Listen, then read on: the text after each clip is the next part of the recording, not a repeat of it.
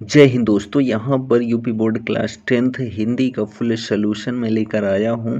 तो यहाँ पर जो है पूरा मॉडल पेपर सॉल्व कराऊंगा। तो वीडियो को आप देखेंगे तो आपके लिए बहुत ही हेल्पफुल होगा।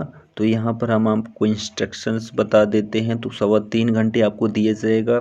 70 नंबर का पेपर होगा। आपको 30 नंबर आपके कॉलेज के द्वारा मिल ही जाएगा। और यहाँ पर प्रश्न पत्र 2 खंडों में आ और बा में विभाजित होगा। जो आ होगा वो 20 नंबर का बहुविकल्पीय प्रश्न होगा, जिसको आपको OMR शीट पर आंसर देना होगा और उसके लिए आपको 1 घंटे दिए जाएंगे। और जो खंड बा होगा वो वर्णनात्मक होगा, जिसके लिए आपको 2 घंटे दिए जाएंगे। और सभी प्रश्नों के सामने अंक आपको देखने को मिल जाएगा, कौन सा प्रश्न कितने अंक का है। तो चलिए हम यहाँ पर देख लेते हैं OMR शीट वाले प्रश्न। तो देखिए यहाँ पर हिंदी का प्रथम उपन्यास कौन सा है, तो परीक्षा गुरु है, जिसको लाला श्रीनिवास दास जी ने लिखा है। गोदान प्रेमचंद्र की है। इंदुमती किशोरीलाल गोस्वामी की है। ठीक है। हिंदी की प्रथम कहानी कौन सी है, तो इंदुमती है, जो कि किशोरीलाल गोस्वामी द्वारा रचित है। चंद्रकांता देवकी नंदन खत्री का उपन्यास है। हंस जो है वो एक पत्रिका है, मुंशी प्रेमचंद्र द्वारा संपादित है। इसके बाद यहाँ तीसरा देखिए, कौन सी शुक्ल युग की पत्रिका है, तो हंस पत्रिका जो है वो शुक्ल युग की है। ठीक। एकांकी के सम्राट कहे जाते हैं। हिंदी एकांकी के सम्राट कौन हैं, तो डॉक्टर राम कुमार वर्मा को जो है हिंदी एकांकी का सम्राट कहा जाता है। ठीक है। उसके बाद यहाँ पर देखिए कि नागरिक प्रचारणी सभा के संस्थापक कौन थे, तो बाबू श्याम सुंदर दास जो है वो नागरिक प्रचारणी सभा के संस्थापक थे। नेक्स्ट प्रश्न यहाँ पर, सरस्वती पत्रिका किस युग की रचना है, तो महावीर प्रसाद द्विवेदी द्वारा संपादित रचना जो है वो सरस्वती पत्रिका है, जिसको जो रचना द्विवेदी युग की है। ठीक है। उसके बाद देखिए, सांध्य गीत किसकी रचना है, तो सांध्य गीत जो है वो महादेव वर्मा की रचना है। ठीक है। एक काव्य ग्रंथ है सांध्य गीत। नेक्स्ट है कि आंगन के पार द्वार किसकी रचना है, तो आंगन के पार द्वार जो है सच्चिदानंद हीरानंद वात्स्यायन अज्ञेय की रचना है, जिस पर इनको जो है साहित्य अकादमी पुरस्कार दिया गया था। और इन्हीं को जो है कितनी नाव में कितनी बार के लिए ज्ञानपीठ पुरस्कार दिया गया था। और यहाँ पर सुमित्रा नंदन पंत जो हैं, इनको प्रकृति का सुकुमार कवि कहा जाता है। और इनको जो है चिदम्बरा रचना पर ज्ञानपीठ पुरस्कार और कला और बूढ़ा चाँद पर जो है साहित्य अकादमी पुरस्कार दिया गया था। ये फैक्ट भी आपको याद रखना है। नेक्स्ट प्रश्न यहाँ पर देखिए कि क्या पूछा गया है कि गद्य काल या आधुनिक काल कब से कब तक माना जाता है, तो 1850 से अब तक का जो काल कहलाता है वह गद्य काल या फिर आधुनिक काल कहलाता है। ठीक। नेक्स्ट है कि गोस्वामी तुलसीदास किस युग के कवि हैं, तो गोस्वामी तुलसीदास जो है वो रामाश्रयी शाखा के कवि हैं। ठीक है। तो जो भक्ति काल था वो 2 भागों में बंटा था। ठीक है। एक जो है ज्ञानाश्रयी शाखा में, एक जो है जो भक्ति काल है वो 2 भागों में बंटा था। ठीक है। तो जो 2 भागों में था, एक सगुण भक्ति धारा, एक निर्गुण भक्ति धारा। ठीक है। तो निर्गुण में जो है वो आपका जो है एक ज्ञानाश्रयी था, एक प्रेमाश्रयी था। तो ज्ञानाश्रयी शाखा में आपके जो हैं वो कबीरदास जी आए, और जो प्रेमाश्रयी शाखा था उसमें मलिक मोहम्मद जायसी जी आए। और जो सगुण भक्ति धारा था, यानी कि एक मूर्ति की पूजा की जाती थी साक्षात रूप में, ठीक है, उसको वो सगुण बोलते हैं। तो उसमें कृष्णाश्रयी शाखा में जो है सूरदास जी प्रमुख, और रामाश्रयी शाखा में तुलसीदास जी प्रमुख थे। तो यहाँ पर ऑप्शन नंबर 2 आपका सही हो जाएगा। नेक्स्ट है कि शोक बिकल सब रोवहि रानी, रूप राशि बल तेज बखानी में कौन सा रस है, तो यहाँ पर शोक आप देख रहे हैं करुण रस का है। ठीक है। और उसके बाद यहाँ पर रोवहि यानी रोने का काम हो रहा है, तो आपके यहाँ 2 ही रस थे, करुण और हास्य। तो यहाँ पर करुण रस आपका हो जाएगा, और इसका स्थायी भाव शोक होता है। ठीक है। उसके बाद नेक्स्ट है कि चरण कमल बंदो हरिराई जो है कौन सा अलंकार है, तो चरण रूपी कमल। ठीक है। यानी चरण को कमल बना दिया गया है, यानी उपमेय को उपमान मान लिया गया, इसलिए यहाँ रूपक अलंकार है। ठीक है। नेक्स्ट है कि जो सुमिरत सिद्धि होए गणनायक करिवर वदन, इसमें 2 चरणों में कितनी मात्राएं हैं, यानी कुल मात्रा कितनी है, तो जो में 2 मात्रा, सुमिरत में 4, सिद्धि में 2, और होई में 3, ठीक है। तो 2 4 6, 2 8 3 11 मात्रा हो गई इसमें पहले चरण में, ठीक है। दूसरे चरण में गणनायक में जो है मात्रा, करीबर में 4 10 हो गया टोटल, बदन में 3 तो 13 इधर हो गया। दूसरे चरण में 13 मात्राएं हो गई, तो 13 प्लस 11 जो है टोटल 24 मात्रा हो गई। तो कुल मात्रा कितनी है? 24 है, जो कि एक दोहा छंद, सोरठा छंद है, ठीक है। चलिए नेक्स्ट देखिए, यहाँ पर अग्नि का पर्यायवाची क्या है? तो अनल भी होता है, पावक भी होता है, आग भी होता है। ये सभी यहाँ ऑप्शन आपका सही है। नेक्स्ट देखिए यहाँ पर प्रश्न क्या है कि समानता में कौन सा प्रत्यय है? तो समान प्लस ता, तो समानता होता है, तो ऑप्शन नंबर 2 आपका करेक्ट हो जाएगा। नेक्स्ट देखिए यहाँ पर त्रिफला का समास विग्रह, तो 3 फलों का समूह या समाहार होता है, उसको त्रिफला बोलते हैं। तो यहाँ पर ऑप्शन नंबर 1 सही है। यहाँ पर हम द्विगु समास भी बोल सकते हैं, ठीक है, और द्विगु समास बोलेंगे ही, बहुब्रीहि समास नहीं बोलेंगे, ठीक। नेक्स्ट देखिए कपड़ा का तत्सम क्या होता है? तो करपट होता है। क्या होता है? करपट, ठीक है।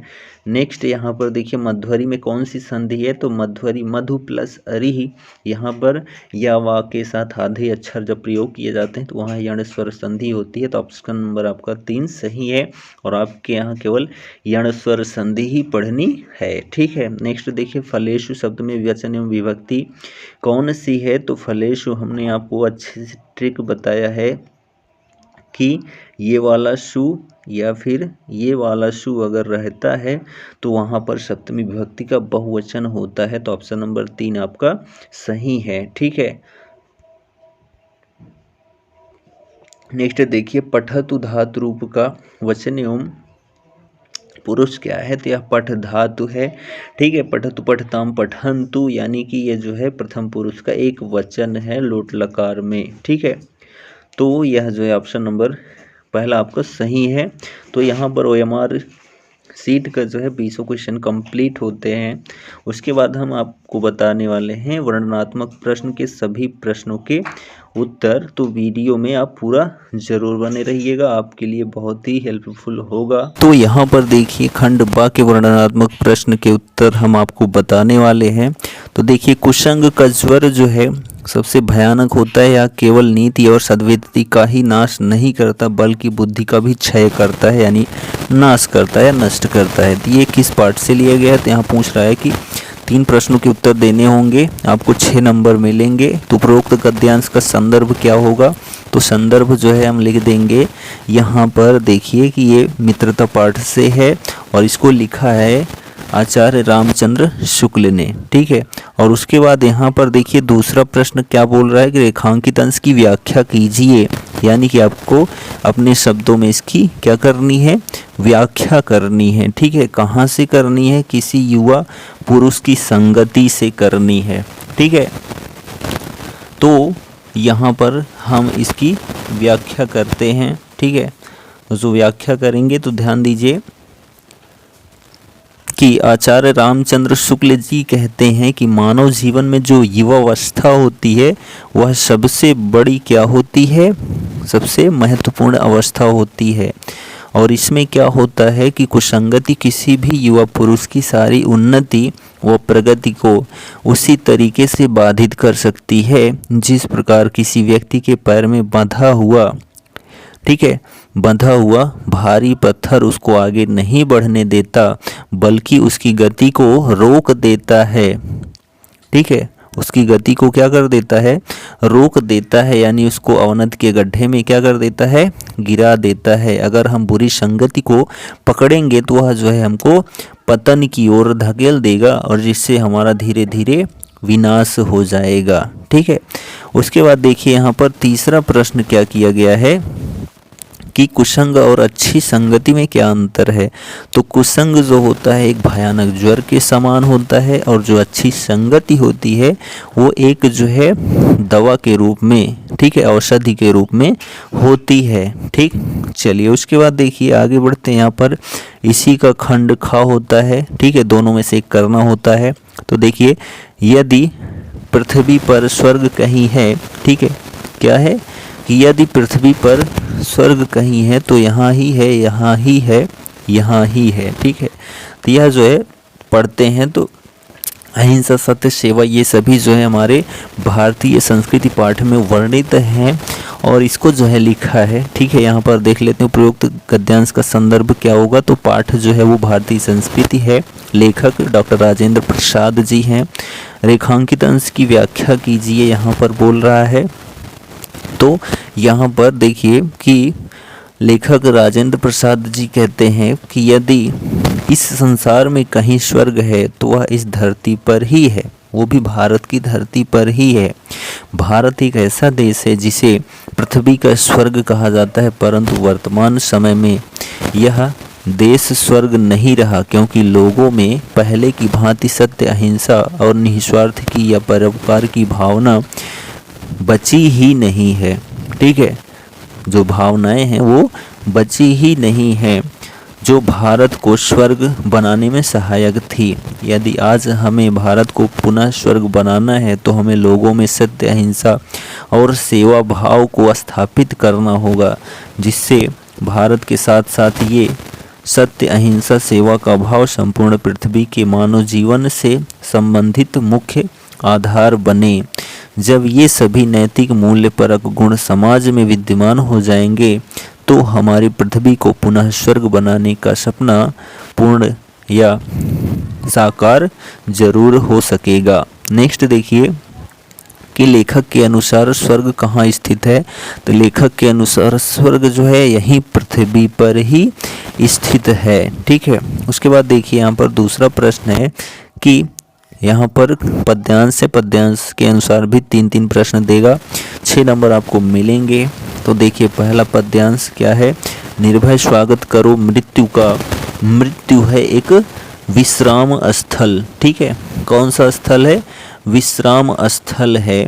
उसके बाद जीव जहाँ से फिर चलता है धारण कर नवजीवन संबल। मृत्यु एक सरिता है जिसमें श्रम से कातर नीर नहाकर जीव नहाकर फिर नूतन धारण करता है काया रूपी वस्त्र बहाकर। तो यहाँ पर देखिए इसमें प्रश्न दिया गया है कि उपरोक्त पद्यांश का संदर्भ। तो संदर्भ जो हो जाएगा वो हो जाएगा कि पूछ रहा है किस पाठ से लिया गया है। तो यह जो है स्वदेश प्रेम से लिया गया है। ठीक है, किस पाठ से लिया गया है, स्वदेश प्रेम से लिया गया है, जो कि रामनरेश त्रिपाठी की रचना स्वप्न से अवतरित है। ठीक, दूसरा है रेखांकित अंश की व्याख्या कीजिए। तो यहाँ पर 2 लाइन रेखांकित है, इसकी व्याख्या करनी है। तो यहाँ पर देखिए कवि कहता है कि हे देशवासियों, मृत्यु का वर्ण सहर्ष करो, यानी मृत्यु को जो है खुशी खुशी अपना लो, मृत्यु का स्वागत करो, क्योंकि मृत्यु एक विश्राम स्थली है जहाँ से उठना नहीं पड़ता है। मृत्यु के बाद जीव पुनः नए शरीर को, ठीक है, जीव जहाँ से फिर चलता है, मृत्यु के बाद जो जीव है फिर वहाँ से चलना प्रारंभ कर देता है। ठीक है, शरीर को धारण करके फिर से अपनी जीवन यात्रा को क्या कर देता है, धारण कर नव जीवन संबल, नए जीवन को धारण करके फिर से क्रिया प्रतिक्रिया करने लगता है, अपनी जीवन यात्रा को शुरू कर देता है। तो इसलिए मृत्यु को स्वीकार करो, मृत्यु होने के बाद ही नया शरीर मिलेगा और आप फिर से जो है नए कार्यों में लग जाएंगे। यहाँ पर कवि के कहने का तात्पर्य यही है कि जब जीव, जैसे हम लोग वस्त्र होता है गंदा हो जाता है उतार के फेंक कर नए वस्त्र धारण कर लेते हैं, वैसे ही यह जो जीव है, यह जो शरीर है एक बार नष्ट होगा, फिर इसको नया रूप मिलेगा, नया आकार मिलेगा। तो इसलिए हमको इससे भयभीत नहीं होना चाहिए, डरना नहीं चाहिए। ठीक है, नेक्स्ट देखिए प्रस्तुत पद्यांश में अलंकार योजना क्या है, यानी अलंकार कौन कौन से प्रयोग हुए हैं। तो यहाँ पर हमने आपको बता देते हैं कि अनुप्रास अलंकार लगभग सभी पद्यांश में कॉमन होता है। तो यहाँ पर दिखा देते हैं अनुप्रास अलंकार, जीव जहाँ में जा है इसलिए यहाँ अनुप्रास अलंकार है। ठीक है, और बात कर लेते हैं तो धारण कर, ठीक है, धार और कर में रा की आवृत्ति हुई है इसलिए यहाँ भी क्या है, अनुप्रास अलंकार है। ठीक है, और हम बात कर लेते हैं अनुप्रास अलंकार तो यहाँ पर किसी भी में अनुप्रास अलंकार अब नहीं है। ठीक है, और उसके बाद देखिए यहाँ पर हम रूपक अलंकार आपको दिखा देते हैं। रूपक अलंकार, मृत्यु एक सरिता है, मृत्यु को जो है नदी बना दिया गया है। ठीक है, मृत्यु एक जीव है और यहाँ पर जो है सरिता यानी जो नदी है एक निर्जीव के भांति है, तो इन दोनों में जो है भेद रहित आरोप लगा दिया गया, इसलिए यहाँ पर क्या है, एक रूपक अलंकार है। ठीक है, तो यहाँ पर दो अलंकार आपके हैं। ठीक, चलिए उसके बाद देखिए यहाँ पर नेक्स्ट जो हमारा प्रश्न है क्या कि अथवा करके जो है इसको करें या उसको करें, तो यहीं कहीं पर बिखर गई वह भग्न विजयमाला सी। ठीक है, यहीं कहीं पर बिखर गई वह भग्न विजयमाला सी, उसके फूल यहाँ संचित हैं, है यह स्मृतिशाला सी। तो यह जो है किस पाठ से लिया गया है, ठीक है, इसका संदर्भ बताना है। तो जो इसका संदर्भ हो जाएगा वो होगा, इसको जो है यह झांसी की रानी की समाधि पर पाठ से लिया गया है, जो कि सुभद्रा कुमारी चौहान की रचना त्रिधारा से है। ठीक है, यानी कि सुभद्रा कुमारी चौहान की रचना जो है त्रिधारा के झांसी की रानी की समाधि पर शीर्षक से लिया गया है। ठीक है, उसके बाद दूसरा है कि रेखांकित अंश की व्याख्या कीजिए। तो यहाँ पर देखिए सुभद्रा कुमारी चौहान क्या कहती हैं, कवित्री रानी लक्ष्मीबाई को भावपूर्ण श्रद्धांजलि देते हुए कहती हैं कि इसी समाधि के आसपास वह वीर महिला टूटी हुई विजयमाला के समान बिखर गई थी, अर्थात उनकी विजय रूपी माला यहीं टूटकर बिखर गई थी। इस विजय माला को वे और आगे नहीं ले जा सकी, क्योंकि अंग्रेजों के साथ युद्ध करते हुए उन्होंने यही वीरगति को प्राप्त कर लिया था। रानी की फूल रूपी अस्थियां इसी समाधि में एकत्रित हैं, जो आने वाली पीढ़ी को उनकी वीरता के स्मृति चक्र या स्मृति चिन्ह के रूप में उनकी याद दिलाएंगी तथा उन्हें देश के प्रति बलिदान एवं संघर्ष करने की प्रेरणा जागृत करेंगी। ठीक है, उसके बाद देखिए यहाँ पर उपरोक्त पद्यांश के अलंकार योजना पर प्रकाश डालना है, तो इसमें अलंकार कौन सा है। ठीक है, तो अलंकार इसमें देखा जाए तो रूपक अलंकार है। रूपक अलंकार क्यों है, क्योंकि यहाँ पर जो है पूरे में रानी की अस्थियों को फूल रूपी अस्थियों में परिवर्तित किया गया है पूरे पद्यांश में। ठीक है, यानी कि एक निर्जीव को सजीव के रूप में प्रयुक्त किया गया है, इसलिए यहाँ पर जो है रूपक अलंकार है। और जो है हम जो है अनुप्रास अलंकार की बात करते हैं, तो यहाँ पर जो है अनुप्रास अलंकार जो है वार पर वार में रा की आवृत्ति है, इसलिए अनुप्रास अलंकार है। ठीक है, और हम अनुप्रास अलंकार की बात करते हैं तो पर और विखर में जो है अनुप्रास अलंकार है। ठीक है, तो यहाँ पर अनुप्रास और रूपक अलंकार है। उसके बाद देखिए यहाँ पर नेक्स्ट प्रश्न हम आगे बढ़ते हैं। क्या है कि संस्कृत में दो गद्यांश रहेंगे, दोनों में से एक करना होगा, संदर्भ 2 नंबर का और व्याख्या 3 नंबर की, टोटल 5 नंबर मिल जाएगा। तो यहाँ पर देखिए पहला गद्यांश, एषा नगरी भारतीय संस्कृते। ठीक है, क्या लिखा है, एषा नगरी भारतीय संस्कृते संस्कृत भाषायाश्च केंद्रमस्थलम अस्ति। यह नगरी भारतीय संस्कृति और संस्कृत भाषा की केंद्र स्थली है। इत एव संस्कृत वाङ्मयस्य संस्कृतेश्च आलोकः सर्वत्र प्रसिद्धः। यहीं से संस्कृत साहित्य और संस्कृति का प्रकाश सभी जगह फैला हुआ है। मुगल युवराजः दाराशिकोह अत्रागत्य। मुगल युवराज दाराशिकोह यहीं आए थे, भारतीय दर्शन शस्त्राणाम अध्ययनम अकरोत्, और जो है भारतीय दर्शन और शास्त्रों का अध्ययन किया था। ठीक है, उसके बाद देखिए सा तेसाम ज्ञानेन तथा प्रभावितः अभवत्। उन्होंने यहीं से ज्ञान प्राप्त करके, यानी कि वह इनके ज्ञान से इतना प्रभावित हुए, यहाँ के ज्ञान से इतना प्रभावित हुए कि यत तेन उपनिषदाम अनुवाद फारसी भाषायाम कारितः, कि उन्होंने जो है उपनिषदों का अनुवाद फारसी भाषा में करवाया। तो यह जो है कहाँ से लिया गया है, वाराणसी पाठ से लिया गया है। ठीक है, कहाँ से लिया गया है, वाराणसी पाठ से लिया गया है। तो आपका ये 5 नंबर कंप्लीट होता है।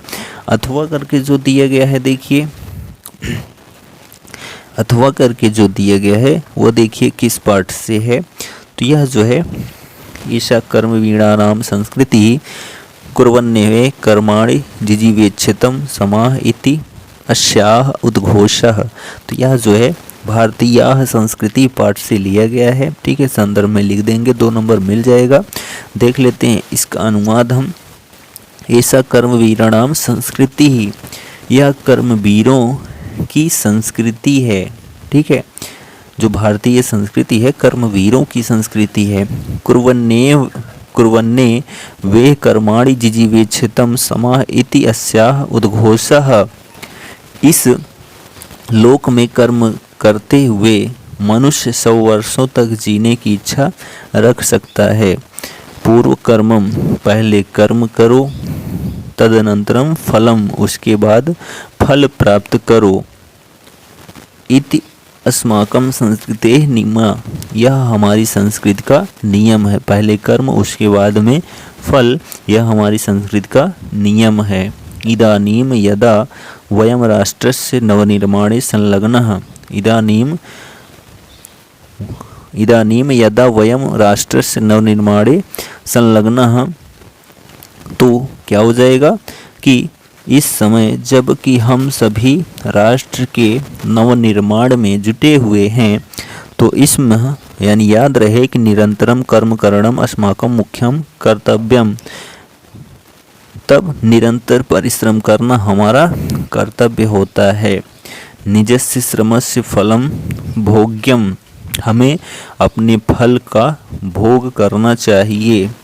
अन्यस्य श्रमस्य शोषणम सर्वथा वर्जनीयम, अन्य के श्रम का या अन्य के परिश्रम के फल को सर्वदा त्यागना चाहिए, सदैव त्यागना चाहिए। यानी हम जो करें उसका जो फल मिले उसी को ग्रहण करें, अन्यथा किसी अन्य के परिश्रम के फल को ग्रहण नहीं करना चाहिए, सदैव त्यागना चाहिए। ये हमारी भारतीय संस्कृति कहती है। उसके बाद देखिए यहाँ पर नेक्स्ट प्रश्न है पद्यांश, 2 पद्यांश में करना होगा एक, और 5 नंबर आपको यहाँ भी मिलेगा। तो देखिए यहाँ पर दाक्षमेक पदम धर्मम, दानमेक पदम यशः, सत्यमेक पदम स्वर्गम, शीलमेक पदम सुखम। तो यहाँ पर जो है ये किस पाठ से लिया गया है, तो जीवन सूत्राणी से लिया गया है। ठीक है, इसका हम अनुवाद कर लेते हैं। तो दाक्षमेक पदम धर्मम, धर्म का मुख्य स्थान क्या है। ठीक है, तो यहाँ पर जो है पूछा जा रहा है कि धर्म का मुख्य स्थान क्या है। तो धर्म का मुख्य स्थान जो है वो उदारता है। ठीक है, दाक्षमेक, ठीक है, दाक्ष का मतलब होता है उदारता, ठीक है, या दक्षता। तो धर्म का मुख्य स्थान उदारता है। धर्म का मुख्य स्थान उदारता है। यश का मुख्य स्थान दान है। स्वर्ग का मुख्य स्थान सत्य है। और सुख का मुख्य स्थान शील यानी कि शांत है। ठीक, उसके बाद दूसरा ये जो श्लोक है इसको देखते हैं। बंधनम मरणम वापि जयो वापि पराजय उभयत्र समो वीरः वीर भावो ही वीरता। यह जो है वीरः वीरेण पूज्यते नामक पाठ से लिया गया है। ठीक है, और इसका अनुवाद हम जान लेते हैं। बंधनम मरणम वापि जपो, बंधन हो या मृत्यु हो, जयो वापि पराजय, जय हो या पराजय, उभयत्र का मतलब दोनों, समो का मतलब समान, वीर का मतलब वीर। तो दोनों स्थितियों में जो वीर समान रहते हैं, वीर भाव ही वीरता, उनके वीर भाव को ही वीरता कहा जाता है। ठीक है, इसके बाद देखिए यहाँ पर कि नेक्स्ट हमारा प्रश्न आता है ये प्रतापगढ़ स्पेशली, ठीक है, इलाहाबाद खंड से। तो ज्योति जवाहर खंड काव्य के आधार पर क्या बोल रहा है कि प्रमुख पात्र जो है उनका वर्णन करना है। तो जवाहरलाल नेहरू जो है प्रमुख पात्र हैं, उनका वर्णन कर देंगे आप तो जो है आपको 3 नंबर मिल जाएगा। जैसे कि व्यक्तित्व निर्माता, देश प्रेमी, ठीक है, और बहुत सारे हेडिंग्स आप जो है इनके 3-4 हेडिंग्स में लिख देंगे, आपको मिल जाएगा अच्छा नंबर। आप बता दीजिएगा अगर आपको चाहिए, ठीक है, नहीं तो आप पढ़ सकते हैं स्वेच्छा से। उसके बाद देखिए यहाँ पर लेखक का जीवन परिचय, ठीक, आपको 5 नंबर मिलेगा। तो यहाँ पर रामचंद्र शुक्ल का हम बता देते हैं, हमने वीडियो ऑलरेडी डाला है, वहाँ पर आप देख सकते हैं महत्वपूर्ण लेखक का जीवन परिचय, ठीक है। तो आचार्य रामचंद्र शुक्ल का जन्म जो है बस्ती जिले के अकोना नामक ग्राम में हुआ था 1884 ईस्वी में। इनके पिता का नाम चंद्रबली शुक्ल था और इनकी उच्च शिक्षा इंटरमीडिएट थी, ठीक है, और इनकी मृत्यु जो है 1941 ईस्वी में हुई थी। इनकी प्रमुख रचना जो है चिंतामणि है, ठीक है, और संस्कृत की चिंतामणि इनकी प्रसिद्ध रचना है आचार्य रामचंद्र शुक्ल की, ठीक है। और इनमें जो है रचना लिखने के बाद भाषण शैली आप लिख देते हैं तो आपको 5 नंबर कहीं जाएगा नहीं, ठीक है, यानी कुछ एक्स्ट्रा आपको लिखना होगा। चलिए देखते हैं हम, वीडियो हो सकता है वो बना दें स्पेशली फिर से। देखिए यहाँ पर नेक्स्ट प्रश्न है कि कवि का जीवन परिचय बताना है। तो हम यहाँ पर जो है सूरदास, ठीक है, सुमित्रा नंदन पंत का जीवन परिचय हम आपको नॉर्मली बता देते हैं। तो इनका जन्म जो है 1900 ईस्वी में अल्मोड़ा के कौशानी नामक ग्राम में हुआ था। इनके पिता का नाम पंडित गंगादत्त था और इनकी मृत्यु जो है 1977 ईस्वी में हुई थी। इन्हें प्रकृति का सुकुमार कवि कहा जाता है और इनकी रचनाएं जो है चिदम्बरा, कला और बूढ़ा चाँद, ठीक है। उसके बाद देखिए यहाँ पर क्या बोल रहा है कि एक जो है श्लोक लिखना है जो इस प्रश्न पत्र में न आया हो, ठीक है। तो मानम हित्वा प्रियो भवति, क्रोधम हित्वा न सोचति, कामम हित्वा अर्थवान भवति, लोभम हित्वा सुखी भवेत्, यह सर्वे भवन्तु सुखिनः सर्वे सन्तु निरामयाः, ठीक है, सर्वे भद्राणि पश्यन्तु मा कश्चित् दुःखभाग् भवेत्। यहाँ पर देखिए 2 प्रश्न का उत्तर देना, 4 नंबर मिलेगा। तो वाराणसी किमर्थम प्रसिद्धा, तो वाराणसी किमर्थम प्रसिद्धा, वाराणसी विद्या दर्शन साहित्य धर्मम कला शिल्पार्थम आदि क्षेत्रे प्रसिद्धा, ठीक है। नेक्स्ट है कि अलछेन्द्रः का आसीत्, तो अलछेन्द्रः यवन राजा आसीत्। नागरिकः किमर्थम लज्जिता अभवत्, तो नागरिकः ग्रामीणस्य प्रहेलिकायाः उत्तरं दातुं न समर्थः इति लज्जिता अभवत्, ठीक है। नेक्स्ट है कि अस्माकं संस्कृते कः नियमः, तो अस्माकं संस्कृते पूर्वकर्मं तदनन्तरं फलम् इति अस्माकं संस्कृते नियमः, ठीक है। उसके बाद देखिए यहाँ पर निबंध जो दिया गया है सभी महत्वपूर्ण निबंध है, आप तैयार कर लीजिए और आपको 9 नंबर मिल जाएगा। तो ये हमारे जो है पूरा इसका वीडियो सॉल्यूशन था। आपको वीडियो कैसा लगा कमेंट करके ज़रूर बताइए और चैनल पर नए हैं तो चैनल को सब्सक्राइब ज़रूर कर लें, ऐसे ही वीडियो आपको हमारे चैनल पर मिलती रहेगी। मिलते हैं नेक्स्ट वीडियो में, तब तक लिए टेक केयर, गुड बाय।